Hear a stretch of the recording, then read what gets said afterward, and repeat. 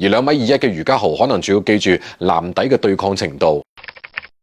亞洲盃小組賽第2場，中國男籃大勝印度31分，攞到2連勝。呢支印度男籃基本上係冇絕對嘅進攻強點，亦都冇對抗優勢，明顯係比上一場嘅對手沙特嘅水平仲要低。中國男籃全員12人登場，12個人都攞到分，就可以睇得出男籃取勝咧確實唔值得好開心，但係都有一啲積極嘅地方值得肯定。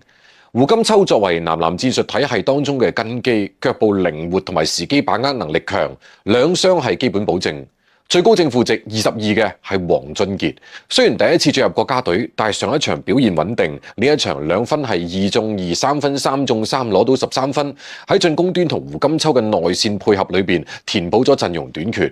如果話從得分、籃板、助攻同失誤數字上面都優於對手，就係因為對手實力唔得，咁可以稍微放低。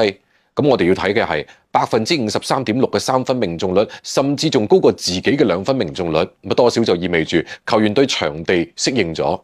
全隊6個人入過3分，胡明軒嘅3分係8中5，貢獻17分，對於佢穩進攻手感同埋信心係比較重要。高思岩、廖三寧、程瑞鵬都入過3分，咁趙睿嘅壓力就細好多，甚至佢細到係主教練郭士強只係俾佢打到唔到12分鐘，上場時間喺12個人裏邊只可以排到第10。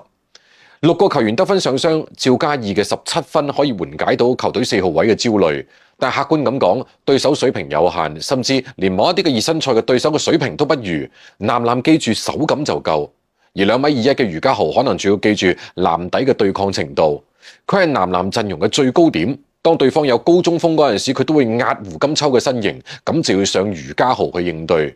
喺腳步位置咁把握之下，內線對抗嘅尺度亦都需要慢慢咁提升。余家豪係巨人之戰嘅關鍵點。